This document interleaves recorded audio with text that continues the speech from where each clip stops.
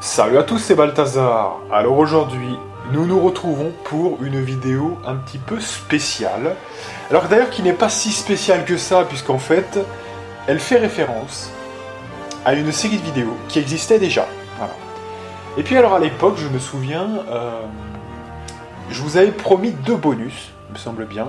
Le premier c'était 47 ne fuit pas, qui consistait à faire la dernière mission post-générique, on va dire, où... D'ailleurs c'est pas post, hein, c'est pendant le générique, en plus c'est ça qui est original, où 47 se lève et il fallait pas que je fuis de la salle, vous savez, là où il y avait la scène de... comment dire, de l'enterrement, quoi, hein, clairement. Et donc là, voilà, le but c'était de ne pas fuir. Et puis j'avais dû annoncer, soit oralement, soit au niveau de l'écrit, j'avais dû dire qu'il y avait 2 missions bonus. Et en fait, vous n'en aviez vu qu'une. En fait, l'explication est toute trouvée, c'est que cette deuxième mission, bonus entre guillemets, qu'on avait déjà fait au début, mais sans contrainte finalement, cette deuxième mission, en fait, très clairement, je l'ai essayé. Hein, j'ai essayé de la faire, mais c'était tellement difficile, mesdames et messieurs, que j'ai laissé tomber. Alors, roublard que je suis, ce que j'ai fait, bah, pour ce qui était oral, bah, c'était déjà dit, hein, si j'ai pas regardé toutes mes vidéos de l'époque, mais je l'ai peut-être dit oralement. Mais en tout cas, au niveau de l'écrit, à l'époque, je me rappelle très bien ça, j'avais modifié 2 missions bonus en une mission bonus. Vous voyez, celle de la fin, 47 ne fuit pas. Parce que je n'arrivais pas à faire cette mission en mode maître assassin. Vous voyez, c'est ça le truc. Alors on parle de quoi là? On parle de la première mission, le prologue de Hitman Blood Money. Et il se trouve que c'est la mission la plus difficile du jeu. Alors vous dites, mais tu te fous de notre gueule, c'est vraiment d'une simplicité enfantine, hein? Eh ben non, je peux vous dire que de tous les Hitman que j'ai fait, c'est sans aucun doute la mission que j'ai le plus refait. C'est une purge, voilà. Il n'y a pas d'autre mot. Pour l'avoir en maître assassin, cette mission, c'est un truc de ouf. C'est peut-être la plus simple, en le faisant comme le jeu vous indique de le faire, vous voyez, en tuant les mecs au fur et à mesure et tout ça. Mais si vous essayez de le faire en maître assassin, mesdames et messieurs, c'est une purge, voilà. Alors, évidemment, à l'époque, très très vite, j'ai compris que c'était infaisable, quasiment, donc j'avais vite laissé tomber, voilà. Et puis là, récemment, je me suis mis un petit peu à Hitman 2016, etc., et puis j'ai eu envie de repiocher un petit peu dans Hitman Blood Money, et puis je me suis souvenu de cette histoire, et puis je me suis dit, allez, on se lance, tant pis, même si ça va être très très dur, même si j'y passe 10 heures, et on n'est pas loin du compte, il faudra que je réussisse cette mission en maître assassin, que avec des accidents, en essayant de récupérer quand même un petit peu l'arme ou les armes, hein, qu'on peut récupérer. Voilà. Donc voilà, c'est le pitch aujourd'hui, hein, peut-être 10 ans, 15 ans après, je me rappelle plus trop, non peut-être pas 15 ans, mais voilà, 10 ans après peut-être, mes premières vidéos, parce que c'était la première série de vidéos que je commentais avec ma grosse voix un petit peu, hein, vous voyez, modifiée. Voilà, hein, et donc peut-être, je sais pas, selon mon bon vouloir, mon plaisir, peut-être que j'enchaînerai avec la suite des missions pour me les refaire une petite fois, on verra, hein, on verra. Sachant que ça me permettra comme ça de les faire avec une voix qui est moins transformée, parce que c'est vrai qu'à l'époque ça faisait un peu trop quand même, hein, j'avoue, je reconnais. Bon, on réexplique pas pourquoi j'avais fait cette modification de voix, à l'époque je comptais pas rester sur YouTube, le YouTube Game, mais voilà, peut-être que je ferai ça. En plus ça me permettra de les mettre en 1080p, je crois qu'elles étaient au maximum 480p, voire 720, mais pas bien plus, donc voilà, ça peut être un truc en plus. En tout cas, on va s'arrêter de parler ici, et on va lancer la vidéo comme à l'époque, hein, commentaire en off, c'est-à-dire que là, moi je suis pas devant un jeu, là, hein, je suis devant la vidéo qui est déjà enregistrée, que je vais regarder avec vous. C'est parti. Voilà. Joseph Clarence, qui est notre cible. Alors comme à l'époque, évidemment, le test de sauvegarde. Ah, ça nous rappelle des souvenirs, hein, évidemment. Ça nous rappelle de gros souvenirs. Évidemment, le fameux test de sauvegarde pour prouver qu'on est bien en professionnel, évidemment. Bienvenue en Amérique 47. Cette opération devrait être assez simple. Alors, évidemment, comment dirais-je?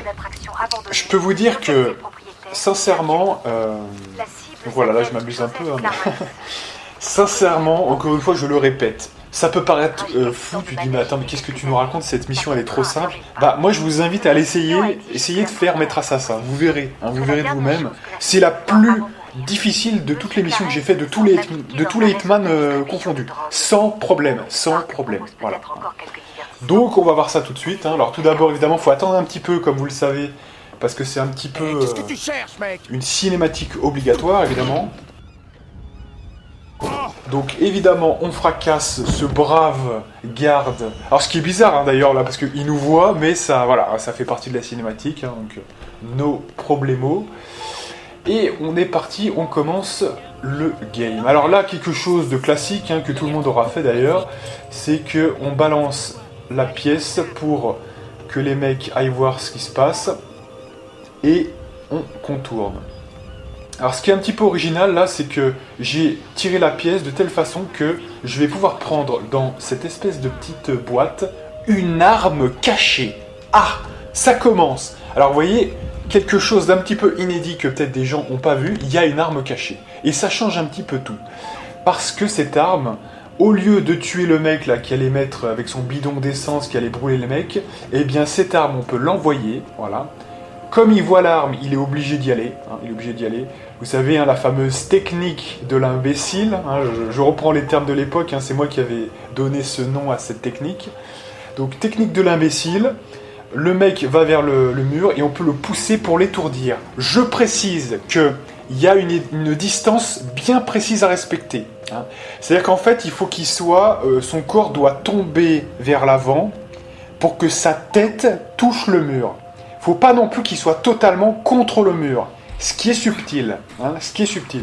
Donc attention, parce que ça, pourquoi on fait ça? On pourrait se dire, on pourrait prendre l'arme et l'assommer directement devant le mec qui est sur le cheval, vous voyez? Eh ben non. Pourquoi? Parce que sinon, ça vous fait un témoin. Alors c'est un petit peu bizarre, parce que le mec a un bandeau sur la gueule. Il est sur le cheval qui est en train de bouger, là, vous voyez? Mais je vous assure que ça fait un témoin. Donc c'est un petit peu bizarre. Mais il faut l'envoyer derrière. Donc pour l'envoyer derrière, eh bien forcément, voilà. Alors là, on voit que, deuxième fois, utilisation de la technique de l'imbécile, on met le pistolet dans l'interstice là-bas, hein, vers le balcon. Et comme ça, on se cache derrière la porte. Quand il l'ouvre, il voit le flingue, il y va. On va l'assommer directement après avoir fermé la porte. Là, on balance le flingue comme on peut. On sort l'autre de notre petite poche, il va le ramasser et on l'assomme. Alors attention, parce que là aussi, c'est d'une difficulté, je vous jure, mais j'en suis peut-être à 50 essais à ce moment-là, vous voyez, enfin, c'est un truc de malade, parce que des fois, il y a des rips, c'est-à-dire que des fois, les mecs, en fait, c'est le blanc qui va se lever et qui va venir ouvrir la porte. Du coup, c'est le rouge qui reste assis et qui est dans l'axe de jet de l'arme. Ce qui veut dire que vous devez l'envoyer, mais différemment, hein, et notamment par un rebond sur la porte, pour que l'arme parte vers la gauche, à l'intérieur de la pièce. Comme ça, le mec rouge se lève, et des fois vous arrivez à le choper, mais des fois il vous voit, donc c'est pas évident, c'est vraiment pas évident. Et donc là, voilà, on emballe les mecs qui ont été assommés du coup, hein, parce que évidemment vous pouvez passer la mission comme on vous la propose, en les tuant facilement, mais c'est pas notre but, hein. Il faut tuer que la cible pour avoir Maître Assassin. Alors là, évidemment, le classique, hein, on est dans le placard, et on va devoir l'assommer, hein, pour le coup. Alors là, j'aime bien parce que le tutoriel est vraiment violent, c'est-à-dire éliminer le chimiste, hein, ce qui est vraiment pas commun pour un Hitman. Hein. Alors là, moi, je vous propose d'emmener le gars vers le balcon pour l'assommer, parce que cette pièce-là va servir à un moment donné pour amener un gars à un moment donné. Il faut pas qu'il y ait de gens dans cette salle, voilà. Donc on l'assomme ici tranquillement, et c'est parfait. On prend son costume, on repart, voilà. On ramasse la carte. Voilà. Donc là, c'est la partie un peu plus détente, parce que jusque-là, il y a quand même deux épreuves. Le mec que vous devez pousser contre le mur, et ces deux gardes-là, c'est un gros taux d'échec, hein. C'est extrêmement dur à passer, ça, déjà rien que ça. Mais là, on retrouve déjà des choses un petit peu plus faciles à faire. Donc on dépose les trois armes, évidemment. Voilà. On va prendre celle qui est là et la mettre dans la caisse. Voilà. Alors pour l'instant, voilà, c'est assez classique, hein, ça vous pouvez le faire vous-même. Voilà, il n'y a même pas, même sans faire Maître Assassin, vous faites ça, hein, normalement. Donc, Faut passer à la fouille, mon gars. Voilà. Donc des fois je vous fais des petits plans caméra pour rigoler un peu. Parce que j'ai tellement fait de cette mission que j'en étais vert de... Pas vert de rage, mais pas loin quoi. C'était vert de désespoir, hein, quelque part. C'était très très dur, hein, vraiment. C'était extrêmement violent. Donc une fois que la porte est fermée, on récupère l'arme, on la range. On va ouvrir la porte pour que le mec entende. On jette la pièce pour attirer le mec, parce qu'on va devoir en fait récupérer notre costume. C'est-à-dire qu'en plus de faire maître assassin, je vais récupérer le costume. Voilà, je vous le dis, hein, c'est un petit bonus. C'est cool. Parce que quand même, une mission Hitman, surtout dans Blood Money, voilà, on le fait ou on le fait pas, vous voyez, hein, voilà. Alors c'est pas compté parce qu'il n'y a pas de stats, hein, notamment dans cette mission, il n'y a que le rendu final sur le journal, hein, pour ceux qui savent. Mais voilà, c'est quand même important, hein, de se dire qu'on a quand même pu garder le costume, c'est bien. Hein. Voilà, donc là, après l'avoir feinté avec une pièce, tranquillement, on se recule, on revient en silence et on le tape pour l'étourdir. On repart. Et là, le but maintenant, ça va être de ramasser tout ce qu'on a mis par terre.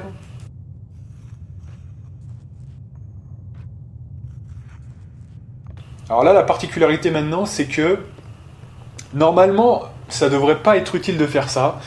Mais j'ai eu quelques fois des moments où le mec qu'on vient de passer là devenait agressif. Et je savais pas pourquoi, en fait. Donc je pense que c'est un bug, ou bien parce que je courais devant lui un peu trop vite et que, je sais pas, il m'a détecté. Voilà, d'une certaine forme de façon. Donc ce que j'ai décidé de faire, pour essayer d'éviter ce phénomène, c'est que je vais passer la carte quand il détourne le regard. J'y vais tranquillement, je marche, je referme la porte. Je sais pas à quoi ça peut servir ou pas, mais il se trouve que quand je faisais ça, j'avais moins de fails. Alors il se trouve que des fois, je courais et j'entrais comme un fou furieux dans cet endroit-là. Ça posait aucun souci, mais il y a d'autres fois où le mec est devenu vénère. Donc voilà.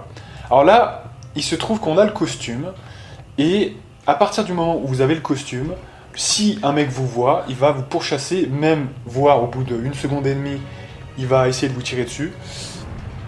Et si, à ce moment-là, vous rentrez directement finalement dans l'endroit où il faut se cacher, là, vous voyez, eh bien, généralement, le pattern qui a été constaté, c'est que le mec va filer vers cette position-là, à côté du congélo, en gros, hein, quelque part.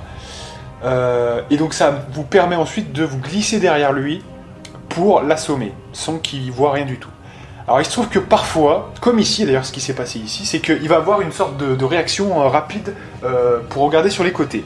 Quand il regarde sur les côtés comme ça, il faut essayer de faire très attention et de se glisser vers le côté où il est pas, vous voyez, où il regarde pas. Hein. Sinon il peut vous voir. Alors moi, comme ça m'a pris un peu plus de temps en fait, eh bien, il se trouve qu'il a réussi à se déplacer, donc ça m'a fait peur, j'ai cru que j'allais perdre la mission une fois de plus, mais il s'est déplacé d'un coup, sans me voir, donc j'ai eu de la chance, et après j'en ai profité cette fois-là pour vraiment le prendre par derrière et l'assommer. Alors on a vu aussi que, chose étrange, j'ai pu aller directement dans le couloir, il y a plein de gens qui m'ont vu dans le contrebas, et ça ne pose aucun souci, je vous le dis, ça c'est normal, les gens ne vous tirent pas dessus, ces gardes-là ne vous tirent pas dessus s'ils vous voient. Hein, c'est un peu spécifique. Et comme on a le costume, eh bien, ça ne pose aucun souci et ça ne fait pas de témoin. Hein. C'est un petit peu la particularité de Blood Money. C'est que quand vous êtes en costume, il n'y a pas de trespassing, hein, comme on dit en anglais. Alors là, j'ai attendu le bon moment. Alors, c'est assez dur à dire. Il y a des mouvements de tête à un moment donné de ce mec dans l'ascenseur, il fait des mouvements de tête, il faut y aller, une fois qu'il se gratte la tête, là vous y allez, et ensuite vous lui balancez une pièce juste devant lui, dans l'axe opposé au disjoncteur, voilà, c'est un petit peu ça, et attention, la pièce, il faut la jeter à ses pieds quasiment, il ne faut pas le lancer plus loin, sinon il va faire un grand mouvement de tête et il va vous voir, hein. C'est très précis, là encore. Alors, j'ai même pas le temps de commenter tellement il y a de choses à dire. Là, on a vu aussi à un moment donné, juste avant, pendant que j'étais en train de parler, que j'ai lancé une pièce vers la zone qui était pourtant finalement pas particulièrement dangereuse puisqu'il y avait le noir complet. Donc normalement je pouvais passer. Le truc, c'est que dès que vous avez activé le disjoncteur, préparez une pièce et jetez-la vers deux des meufs qui vont rentrer en collision. Parce que si, en fait, un des gardes, une fois que ce sera rallumé, voit les deux meufs au sol, eh bien, ça fera une problématique. Vous voyez, ça fera une alerte, en fait, hein, tout simplement. Je veux pas crever, mec. Donc, pour éviter que ces deux meufs se carambolent, jetez une pièce pour interrompre leur pattern. Voilà, c'est tout simplement ça. Hein, c'est pour ça qu'on fait ça. Donc ça, c'est encore une fois très précis. Et moi, je vous conseille de sortir la pièce avant. Parce que très souvent, on se fait surprendre. Si on arrive sur place et ensuite on sort la pièce, elles se sont déjà carambolées et vous n'avez rien pu faire. Hein, voilà. Voilà, donc là, après une petite série de techniques de l'imbécile. Donc, on pose l'arme. On envoie la pièce pour les réveiller. Ils se lèvent. Et après, ils voient l'arme. Et ensuite, ils vont chercher l'arme. Et une fois qu'ils repartent vers leur place, eh bien, on se glisse derrière. Alors attention, parce que quand ils repartent vers leur place, il n'y a plus la technique de l'imbécile qui est active. Donc il faut essayer, dans la mesure du possible quand même, de sprinter assez vite vers eux et de les prendre. Vous voyez, hein, c'est quand même... pour ça qu'il faut avoir un axe d'accélération, si je puis dire. C'est pour ça que le démarrage, quand je contourne le muret, j'essaye d'être en discrétion. Et ensuite, quand je les ai face à moi et qu'ils repartent vers leur place, je fonce pour les avoir en bouclier humain, tout simplement. Voilà, et hop là je fonce, etc. Voilà, c'est ça la technique. Hein. Alors là, évidemment, l'autre ne voit rien, c'est quand même extraordinaire, mais c'est comme ça. Donc ça va être comme ça pour les trois, hein, tout simplement. Voilà. Donc on ramasse l'arme, ça peut être utile. Alors sortez les corps par mesure de prudence, parce qu'on sait jamais s'il y a un mec qui voit un cadavre rangé sur le côté. Normalement, sur le côté du lavabo, ça va aussi, mais moi je reste prudent. Hein, voilà, tout simplement. Donc voilà. Donc là on dispose même technique, hein, donc là j'ai pas grand chose à rajouter. On va faire technique de la pièce pour le réveiller. Et ensuite, il va ramasser tout ça. Voilà. Je vérifie quand même qu'il est bien aggro. Et là, encore une fois, donc j'attends qu'il ramasse. Je me glisse silencieusement tant que je ne suis pas dans l'axe d'accélération. Et hop, je le prends et je l'assomme, tout simplement. Donc voilà. Donc vous voyez que quand même, les deux meufs de tout à l'heure, c'est quand même important. Ça peut paraître bateau, mais sinon ça vous fait des problèmes, des témoins ou des corps trouvés, etc. Donc c'est pas beau. Voilà, alors là c'est aussi assez particulier, parce que ça c'est une zone... vous pouvez avoir des problèmes si vous ne respectez rien, tout simplement. Il y a un garde qui fait sa patrouille et il faut le prendre au moment M. C'est-à-dire, quand il revient, à peu près où il est là maintenant, mais quand il va arriver dans cette zone-là et qu'il commencera à partir vers l'extérieur gauche. Vous verrez ça, je vous montrerai ça. Mais voilà. Donc déjà, je peux vous dire qu'à partir du moment où vous êtes à ce moment-là de la mission, vous êtes plutôt bien. Parce que franchement, déjà, vous êtes quasiment sûr d'avoir gagné. Parce que là, à partir de là, c'est beaucoup plus facile. Le plus dur, c'est, je dirais, de maîtriser la poussette du départ. Vous savez, le fameux mec, hein, avec le cheval qui fait des mouvements. Donc la poussette de ce mec-là. Après, il y a la fameuse salle avec les deux gardes. Hein. Celle-ci aussi, qu'est-ce qu'elle est dure. Vous avez ensuite l'ascenseur, qui est la troisième grosse difficulté. Donc déjà passer le mec, lui balancer la pièce pile dans le bon angle et à ses pieds et en extérieur du disjoncteur. Et enfin, la pièce pour éviter que les deux meufs se carambolent. Si vous avez maîtrisé ça, après c'est bon. Et alors là, on va voir que voilà, le mec s'avance, regardez bien, le mec s'avance, il suit une lignée. Et dès qu'il va contourner un petit peu vers l'extérieur gauche, voilà, là, eh ben, il faut partir go, et il faut donc descendre. Vous ne vous souciez pas du sniper, c'est comme dans Hitman 1 ou 2. Ce mec-là, vous pouvez le passer, même si vous avez vu, ça ne pose aucun souci, je vous le dis. Hein, c'est encore le même délire que les mecs qui vous ont vu quand vous étiez, vous savez, dans la salle circulaire, là, quand ils sont en contrebas. Et ben, c'est pareil, en fait, hein. Tant que vous n'avez pas d'arme sur vous, tant que les mecs ne vous voient pas avec une arme, que vous n'avez rien, que vous êtes juste en costume, ça pose aucun souci. Ça pose un souci si vous avez une arme, voilà, qui vous voit avec une arme. Sinon, vous êtes juste là au mauvais endroit, vous êtes trompé de chemin, etc. Voilà. Attention à pas avoir aussi de costume ou quoi, ça peut poser souci. Alors pensez bien à poser la mallette, parce que moi il m'est arrivé de poser la mallette dans le coin là, et malencontreusement de faire du bruit quand je la posais. Au lieu de déposer, j'ai jeté, hein, parce que c'est la même touche. Donc voilà, par mesure de prudence, vous la posez en bas et c'est mieux. Là, faites attention, attendez bien que la secrétaire soit en train de parler à monsieur Clarence, parce que sinon ça pose un souci. Donc ensuite vous vous rapprochez du garde, vous mettez un petit peu, j'ai envie de dire, un peu à droite du garde pour essayer vraiment d'être le moins visible possible par la secrétaire. Vous lui faites le bouclier humain et vous la reculez tout de suite. Vous reculez tout de suite pour aller l'assommer dans l'angle un peu plus loin. Et voilà. Donc là ensuite, une fois que vous avez fait ça, vous revenez ici, vous rentrez dans ce petit placard. Voilà. Donc là on va attendre tranquillement que la secrétaire s'asseye, tout simplement. Alors qu'il y a un string magnifique. Hein. On comprend pourquoi le garde la draguait. Donc là vous vous glissez derrière elle. Alors le principe, là j'ai envie de dire, c'est de l'envoyer vers le porte-manteau, hein, idéalement, voilà. Pour pas qu'elle vous voie.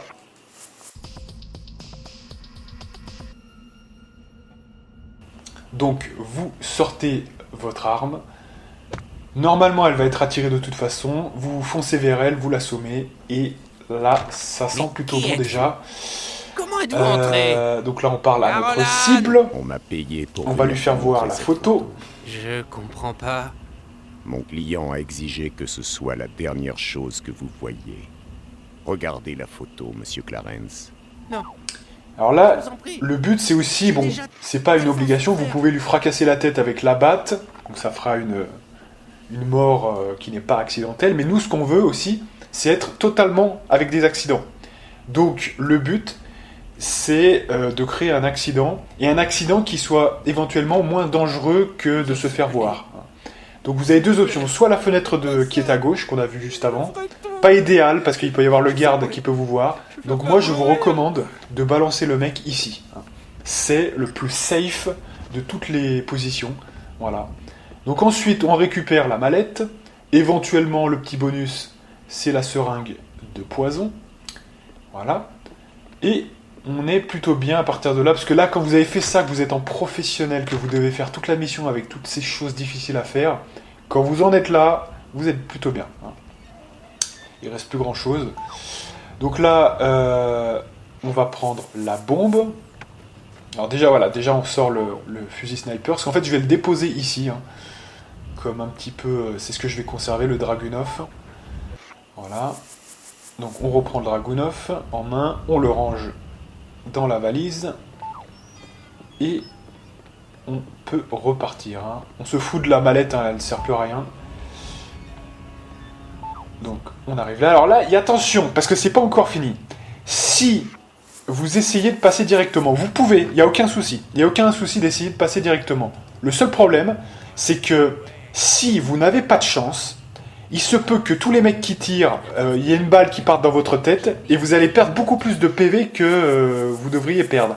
Et il se peut que certaines fois, avant même d'atteindre la sortie, vous soyez mort, voyez. Donc moi je vous recommande de faire une sorte de diversion. On fait exploser une bombe, un petit peu là-bas, voilà. Les mecs ils vont tous venir par ici. Comme ça, vous pouvez descendre, et là, il n'y a aucun risque, aucun risque. Il reste qu'un seul mec, au pire, il va vous tirer dessus, mais il pourra jamais vous tuer seul, et vous pouvez atteindre la sortie. J'ai déjà eu le cas d'une mort où tout le monde me tirait dessus, et j'ai fini par crever, parce qu'il y avait trop de monde. Et voilà, mesdames et messieurs, un maître assassin. Donc ça fait plaisir, je vous l'avais promis il y a très longtemps, et je tiens toujours parole, donc il n'y a pas de témoin. La police n'a absolument aucun indice sur l'apparence du tueur. Et il n'y a même pas de ligne sur des dégâts en mêlée. Il est mort de quoi voilà. On peut même pas le dire parce que c'est un accident. Voilà. Donc, c'est la mort d'un artiste fait de manière parfaite. Hein, voilà. Donc, je crois que je suis le seul joueur français à l'avoir proposé, celle-ci. Donc, voilà. Comme d'habitude, hein, j'essaye quand même... dans mes let's play d'aller le plus loin possible et je suis heureux de vous avoir présenté cette mission absolument insane. Donc j'espère que les petits commentaires que j'ai faits vont vous aider si vous voulez le tenter à passer cette mission plus vite que moi j'ai réussi à le faire, parce que j'ai tellement mis de temps que je me dis que ça vous facilitera un petit peu la tâche, hein, pour voir exactement ce qu'il faut faire à quel moment. Voilà. Pourquoi on fait ça, pourquoi les deux meufs qui se carambolent, ça va faire un corps trouvé, etc. Si vous passez direct, vous n'avez pas maître assassin. Si vous si vous prenez le SMG, le TMP, pardon, que vous allez assommer le mec directement alors qu'il a à sa position initiale juste devant le mec avec le cheval, ça va faire un témoin. Vous voyez, il y a plein de petites choses comme ça à savoir. Même si le mec ne réagit pas, c'est un témoin. What the fuck, il peut rien voir, il voit quand même. Enfin, vous voyez, donc avec ça, ça va pouvoir vous aider un petit peu. Hein. Voilà, donc j'ai été heureux de vous présenter ça. Alors, je sais pas, c'est un peu ma phase Hitman en ce moment, donc peut-être que ça va revenir avec quelques vidéos. De toute façon, c'est au pire, c'est une dizaine de vidéos, hein, donc c'est vraiment rien. En plus, elles sont très courtes, hein, donc comme vous le savez normalement. Donc voilà, hein, j'ai été heureux de vous présenter ça. Et moi, je vous donne rendez-vous avec peut-être une prochaine série de vidéos mystères. Alors, pour ceux qui savent, hein, j'ai laissé un petit indice dans la fin de la dernière saga qu'on a terminée, à savoir Tyrannie. Donc voilà. Et donc moi je vous donne rendez-vous avec de prochaines aventures. Et moi, je vous dis à plus.